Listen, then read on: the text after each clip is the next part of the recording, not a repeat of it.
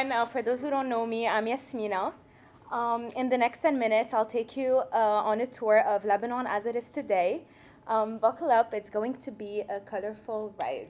Welcome to Lebanon. It's a small Mediterranean country where the cuisine is loud, the music is louder, and the politics absolutely deafening. Today, we're diving into a topic that has painted this nation in divisive colors: sectarianism. In Lebanon, colors hold religio-political meaning of identity, security, belonging, survival. They tell you who's in charge, who belongs where, and who's entitled to what. And frankly, it is hard to imagine a colorless Lebanon. Blue, that's the future movement. Orange here, that's the free patriotic movement. However, on October 17, the Thawra, or revolution in Arabic, challenged this narrative, as protesters casted aside their sectarian colors to demand sweeping reform. This day revolutionized identity formation through symbolism. So what this case study is trying to do is to explore the significance of colors in shaping and representing religio-political identities in Lebanon, particularly their role in political protests and expressions of dissent. What I'm trying to say is, when we ask, give me identity, and I'll give you a paintbrush, we're asking to understand our nation's most profound struggles, and to dream perhaps of a day when the brushstrokes tell a story of unity instead of division. To understand this conflict, we need to look into Lebanon's socio-political landscape. It's a complex web of actors, structures, and dynamics that perpetuate divisions and instability. Here are the key takeaways.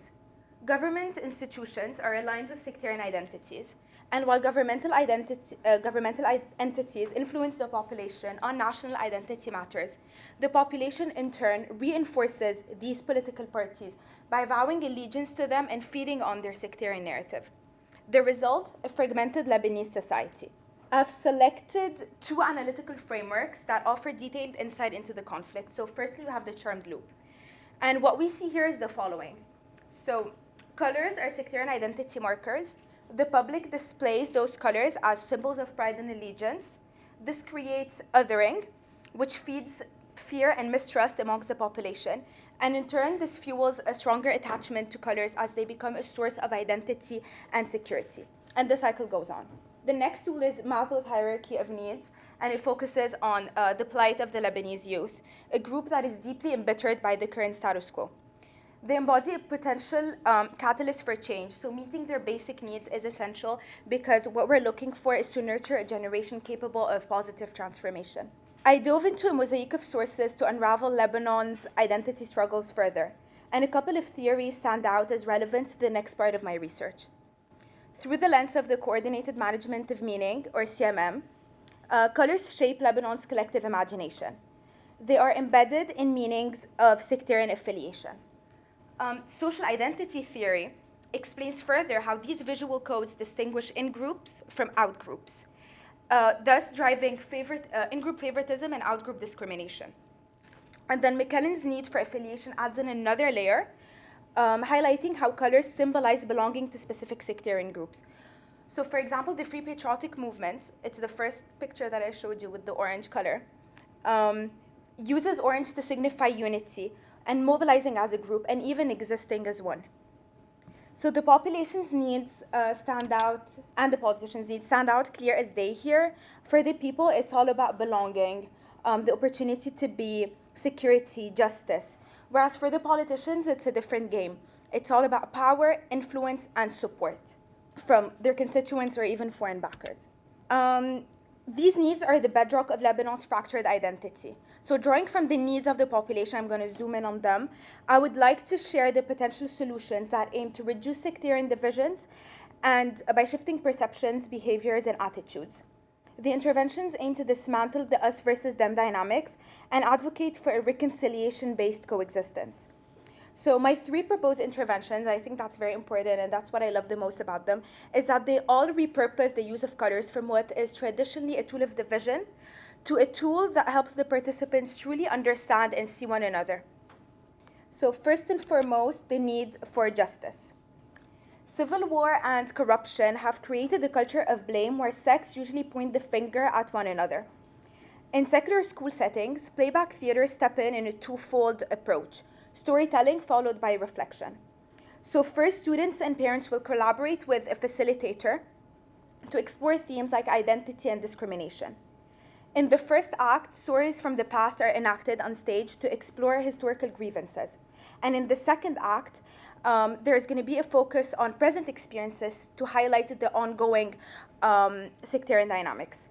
Reflective discussions will follow suit, where facilitators will encourage participants to recognize the shared suffering and humanize the other.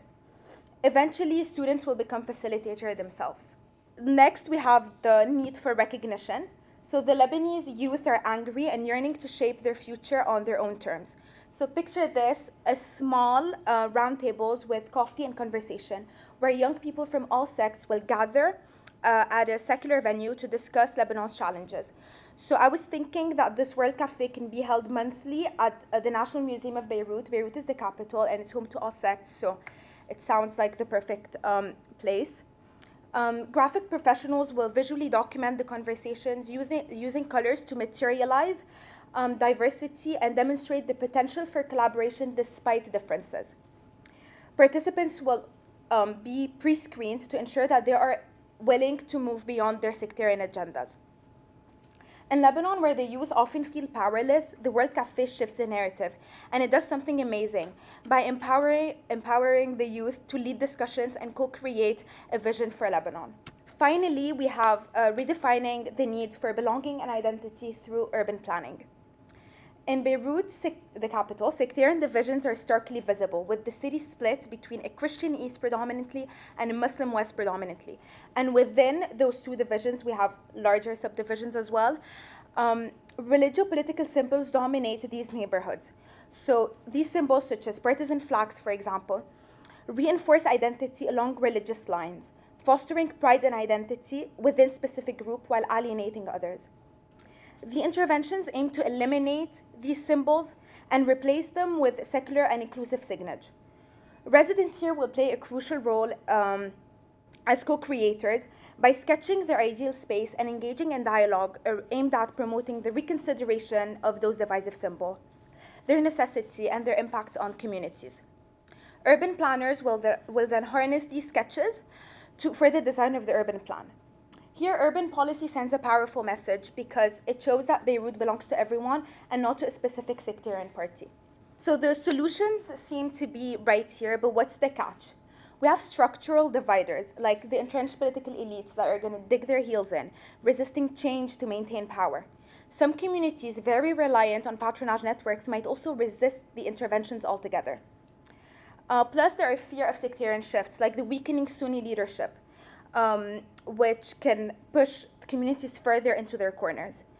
And these interventions need a lot of resources, and obviously the state will not cater to them. So it seems daunting because it is, and change is never easy. But here's the heart of it. This is not about outsiders swooping in to save the day. These interventions empowered the participants to lead the change themselves from the bottom up. By encouraging the participants in dialogue and inclusive decision-making that builds trust and relationships, the interventions can create sustainable structures that further facilitate dialogue and hopefully unity. Now, how can we possibly sustain the interventions? The network map of Lebanon reveals a centralized hierarchical system dominated by sectarian leaders who wield coercive social capital, which means maintaining power through the provision of resources and looking forward to create further connections within their in-group, which makes the system very sustainable. Groups are in competition and isolate themselves with similar individuals in homophilic patterns. So here arise structural holes between groups that make misinformation and miscommunication the norm. But despite the challenges, the map highlights brokers as key actors for change, particularly the youth, NGOs, and independent leaders. The near future holds three possible scenarios. So in the best case, Lebanon transcends sectarian divides, independent leaders gain influence, and urban spaces symbolize inclusivity. In the status quo, sectarian divisions linger under a facade of coexistence, limiting real progress. And finally, in the worst-case scenario, entrenched leaders double down, sectarian isolation deepens, and Lebanon risks slipping into renewed conflict. Being realistic, we also have to prepare for the worst-case scenario, but ideally what we look for is materializing the best-case scenario. And at the heart of this effort is network weaving, a method to close gaps between isolated groups by empowering brokers like the youth and NGOs. Online meetings can bolster youth initiatives by forming transnational networks that keeps them connected. So we can think of a virtual world cafe that connects the expats and the locals. NGOs and independent political leaders with their neutrality and reformist agendas can offer resources to the youth, so an alternative social capital, while challenging the dominance of sectarian leaders. But the most important condition for sustainability, in my opinion here, is building local ownership and capacity. So this involves training the youth as and community leaders as network weavers to foster cross-sectarian relationships. To measure sustainability, we can rely on a mix of results-based management tools and participatory action research tools. We can think of metrics like the increased meeting frequency, the rise of independent political voices, or surveys that even provide qualitative insights into the interventions and that can feed the alteration of the interventions as needed. Finally, distributed leadership, where the youth independently adopt and expand these initiatives on their own, will demonstrate the self-reliance essential for enduring impact. This capstone explored how colors shape identity in Lebanon, proposing interventions to break the cycles of divisions and promote true reconciliation-based coexistence. By empowering the youth specifically as network weavers and fostering connections, it envisions a future of very optimistic possibilities. I want to thank my professors and my advisor, Faith, for their guidance. I'm happy to take your questions now.